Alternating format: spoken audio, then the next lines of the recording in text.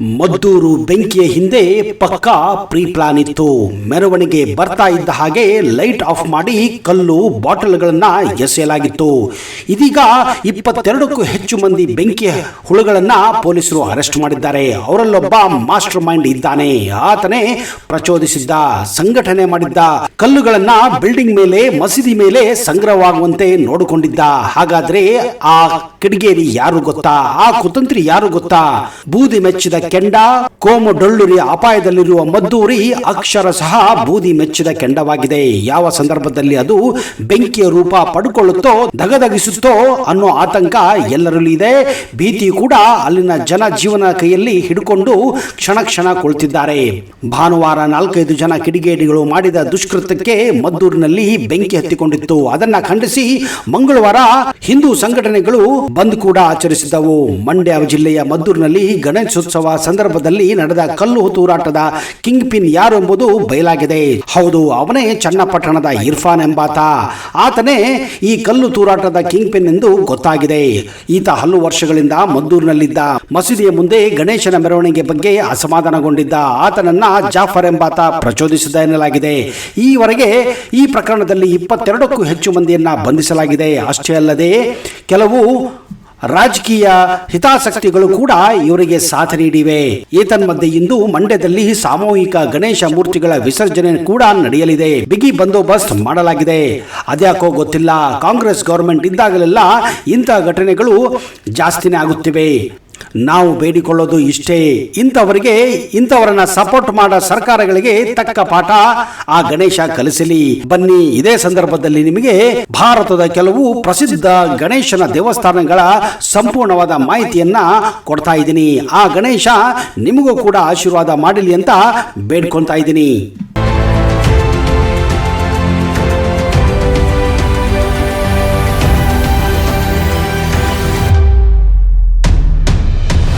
Bollywood Ganesha Shri ಸಿದ್ಧಿ ವಿನಾಯಕ ದೇವಾಲಯ, ಮುಂಬೈ. ಶ್ರೀ ಸಿದ್ಧಿ ವಿನಾಯಕ ದೇವಾಲಯವನ್ನು ಭಾರತದ ಅತ್ಯಂತ ಪ್ರಸಿದ್ಧ ಗಣೇಶ ದೇವಾಲಯ ಹಾಗೂ ಅತ್ಯಂತ ಶ್ರೀಮಂತ ದೇವಾಲಯವೆಂದು ಪರಿಗಣಿಸಲಾಗಿದೆ. ಪ್ರತಿನಿತ್ಯ ಸಾವಿರಾರು ಭಕ್ತರು ಈ ದೇವಾಲಯಕ್ಕೆ ಭೇಟಿ ಕೊಡುತ್ತಾರೆ. ಅದರಲ್ಲೂ ಗಣೇಶ ಚತುರ್ಥಿಯಂದು ಅತ್ಯಂತ ಹೆಚ್ಚು ಭಕ್ತರು ಭೇಟಿ ನೀಡುತ್ತಾರೆ.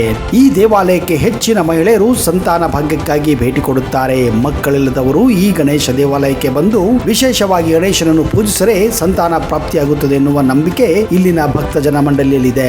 ಈ ದೇವಸ್ಥಾನಕ್ಕೆ ಅತಿ ಹೆಚ್ಚು ಬಾಲಿವುಡ್ ಸೆಲೆಬ್ರಿಟಿಗಳು ಭೇಟಿ ಕೊಡುತ್ತಾರೆ. ಅದಕ್ಕೆ ಈ ಗಣೇಶ ದೇವಸ್ಥಾನವನ್ನು ಬಾಲಿವುಡ್ ಗಣೇಶ ಎಂದೇ ಕರೆಯಲಾಗುತ್ತದೆ. ಸಾಸಿವೆ ಕಾಳು ಮತ್ತು ಕಡಲೆಕಾಳು ಗಣೇಶ ದೇವಾಲಯ, ಹಂಪಿ, ಕರ್ನಾಟಕ.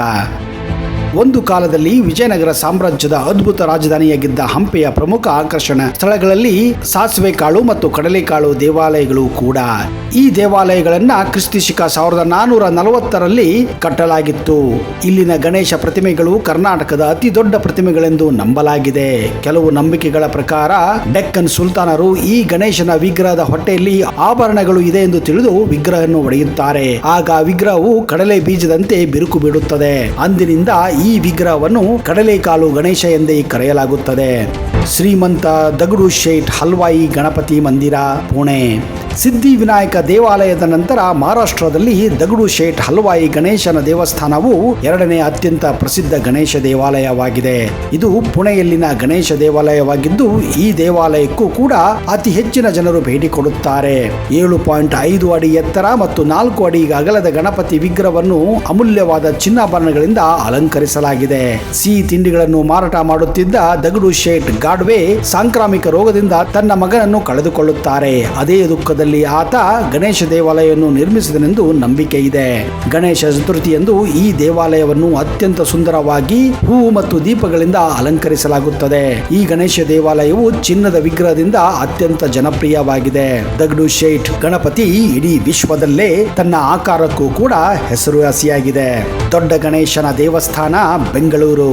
ಗರ್ಭಗುಡಿಯಲ್ಲಿ ಏಕಶಿಲೆಯಲ್ಲಿ ಕಡದ 8 ಅಡಿ ಎತ್ತರ ಹಾಗೂ 12 ಅಡಿ ಅಗಲ ಇರುವ ಸುಂದರವಾದ ಗಣೇಶನ ವಿಗ್ರಹವಿದೆ. ಈ ಗಣಪ ಸ್ವಯಂಭೂ ಉದ್ಭವ ಗಣಪ ಎಂದು ಕೂಡ ಕರೆಯುತ್ತಾರೆ.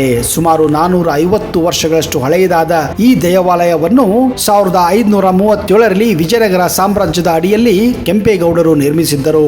ಅವರು ಬೆಂಗಳೂರಿನ ನಗರವನ್ನು ಸ್ಥಾಪಿಸಿದ ರಾಜರಾಗಿದ್ದರು. ಭಕ್ತರು ಇಲ್ಲಿ ಬೆಣ್ಣೆಯ ಅಭಿಷೇಕವನ್ನು ಮಾಡಿಸಿ ಬೇಡಿದ ವರವನ್ನು ಈಡೇರಿಸುವ ಗಣಪನೆಂದು ಖ್ಯಾತಿ ಪಡೆದಿದ್ದಾನೆ. ಈ ದೇವಾಲಯ ಇಡೀ ದಕ್ಷಿಣ ಭಾರತದಲ್ಲೇ ಹೆಸರುವಾಸಿಯಾಗಿದೆ. ಅದರಲ್ಲೂ ಬಸವನಗುಡಿಯ ಈ ದೊಡ್ಡ ಗಣೇಶ ದೇವಾಲಯ ಇಡೀ ಬೆಂಗಳೂರಿನಲ್ಲಿ ಅತ್ಯಂತ ಹೆಸರುವಾಸಿಯಾಗಿದೆ. ಕಾಣಿಪಾಕಂ ವಿನಾಯಕ ದೇವಸ್ಥಾನ, ಚಿತ್ತೂರು, ಆಂಧ್ರ ಪ್ರದೇಶ್. ಈ ಸುಂದರ ಗಣೇಶ ದೇವಾಲಯವು ಆಂಧ್ರ ಪ್ರದೇಶದ ಚಿತ್ತೂರು ಜಿಲ್ಲೆಯ ತಿರುಪತಿಯಿಂದ ಸುಮಾರು 75 ಕಿಲೋಮೀಟರ್ ದೂರದಲ್ಲಿದೆ.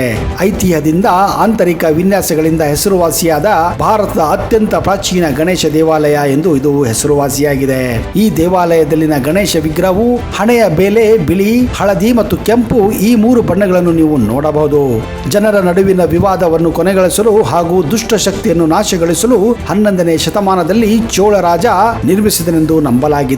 ಜನರು ಪಾಪಗಳಿಂದ ಮುಕ್ತಿ ಹೊಂದಲು ಹಾಗೂ ಸಮಸ್ಯೆಗಳಿಂದ ಪರಿಹಾರಗಳನ್ನು ಪಡೆಯಲು ಈ ದೇವಾಲಯದ ಪವಿತ್ರ ನೀರಿನಲ್ಲಿ ಭಕ್ತರು ಸ್ನಾನ ಮಾಡುತ್ತಾರೆ. ಈ ದೇವಾಲಯದಲ್ಲಿ ಬ್ರಹ್ಮ ಮಹೋತ್ಸವವನ್ನು ಹಾಗೂ ಗಣೇಶ ಚತುರ್ಥಿಯನ್ನು ಅದ್ದೂರಿಯಾಗಿ ಆಚರಿಸಲಾಗುತ್ತದೆ. ಇನ್ನೊಂದು ಐತಿಹ್ಯದ ಪ್ರಕಾರ ತಿರುಪತಿಗೆ ಹೋಗುವ ಮೊದಲು ಈ ದೇವಸ್ಥಾನವನ್ನು ತಪ್ಪದೆ ಭೇಟಿ ಕೊಡಬೇಕು. ಆಗ ಮಾತ್ರ ನಿಮಗೆ ತಿರುಪತಿಯಲ್ಲಿರುವ ಆ ವೆಂಕಟೇಶ ಹಾಗೂ ಬಾಲಾಜಿ ನಿಮಗೆ ಆಶೀರ್ವಾದ ನೀಡುತ್ತಾರೆ ಎಂದು ನಂಬಿಕೆ ಇದೆ. ಇದೇ ಕಾರಣ ಹಲವಾರು ಭಕ್ತರು ತಿರುಪತಿಗೆ ತೆರಳುವ ಮುನ್ನ ಈ ದೇವಸ್ಥಾನಕ್ಕೆ, ಅಂದರೆ ಈ ಗಣೇಶನ ದೇವಸ್ಥಾನಕ್ಕೆ ಭೇಟಿ ಕೊಟ್ಟಿಯೇ ಮುಂದೆ ತಿರುಪತಿಗೆ ಸಾಗುತ್ತಾರೆ. ಮನಕುಲ ವಿನಾಯಕ ದೇವಾಲಯ, ಪಾಂಡಿಚೇರಿ.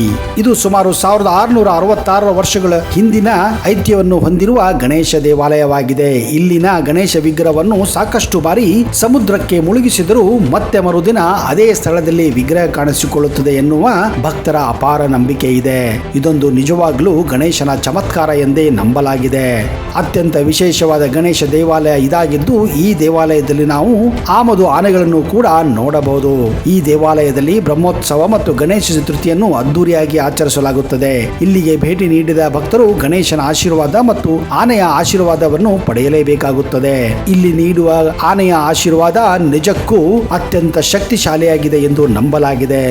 ಒಂದು ಹೇಳಿಕೆ ಪ್ರಕಾರ ಗಣೇಶ ಈಗಲೂ ಕೂಡ ಈ ಆನೆಗಳಲ್ಲಿ ತನ್ನ ಶಕ್ತಿಯನ್ನು ಇಟ್ಟು ಭಕ್ತರಿಗೆಲ್ಲ ಆಶೀರ್ವಾದ ನೀಡುತ್ತಾನೆ ಎಂದು ನಂಬಲಾಗಿದೆ. ರಣಂತಪುರ್ ಗಣೇಶ ದೇವಾಲಯ, ರಾಜಸ್ಥಾನ. ಈ ದೇವಾಲಯವು ಗಣೇಶನ ವಿಶೇಷ ದೇವಾಲಯವಾಗಿದೆ. ಈ ಗಣೇಶನಿಗೆ ಚಮತ್ಕಾರ ರೀತಿಯಲ್ಲಿ 3 ಕಣ್ಣುಗಳಿವೆ. ಇಲ್ಲಿನ ಗಣೇಶವನ್ನು ತ್ರಿನೇತ್ರ ಗಣೇಶ ಎಂದು ಕೂಡ ಕರೆಯುತ್ತಾರೆ. ಈ ದೇವಾಲಯವು 1200 ವರ್ಷಗಳಿಂದ ಹಳೆಯ ದೇವಾಲಯ ಎಂದು ನಂಬಲಾಗಿದೆ. ಇದು ಅತ್ಯಂತ ಹಳೆಯ ರಣಂಥಂಬೋರ್ ಕೋಟೆಯ ಮೇಲಿದೆ. ಈ ದೇವಾಲಯವು ಕೆಲವು 1000 ವರ್ಷಗಳ ಹಿಂದೆ ಭಗವಾನ್ ಕೃಷ್ಣ ಮತ್ತು ರುಕ್ಮಿಣಿಯ ವಿವಾಹ ಪತ್ರಿಕೆಯನ್ನು ಸ್ವೀಕರಿಸಿರುವ ಎನ್ನುವ ನಂಬಿಕೆ ಇದೆ. ಆದ್ದರಿಂದ ಅಂದಿನಿಂದ ಇಂದಿನವರೆಗೂ ಜನರು ಇಲ್ಲಿ ತಮ್ಮ ವಿವಾಹದ ಮೊದಲ ಆಮಂತ್ರಣ ಪತ್ರವನ್ನು ಇಲ್ಲಿ ಗಣೇಶನಿಗೆ ಕಳಿಸುತ್ತಾರೆ ಹಾಗೂ ಆಶೀರ್ವಾದ ಪಡೆಯುತ್ತಾರೆ. ಹೀಗೆ ಮಾಡುವುದರಿಂದ ಮದುವೆಗಳು ಸುಸೂತ್ರವಾಗಿ ನಡೆಯುತ್ತವೆ ಎಂಬುದು ಇಲ್ಲಿನ ಜನರ ನಂಬಿಕೆ ಇದೆ. ಸರಿಸುಮಾರು 6500 ವರ್ಷಗಳಷ್ಟು ಇತಿಹಾಸವನ್ನು ಹೊಂದಿರುವ ಈ ಪುರಾತನ ದೇವಾಲಯಕ್ಕೆ ಗಣೇಶ ಚತುರ್ಥಿಯ ಸಮಯದಲ್ಲಿ 3 ರಿಂದ 4 ಮಿಲಿಯನ್ ಭಕ್ತರು ಭೇಟಿ ಕೊಡುತ್ತಾರೆ.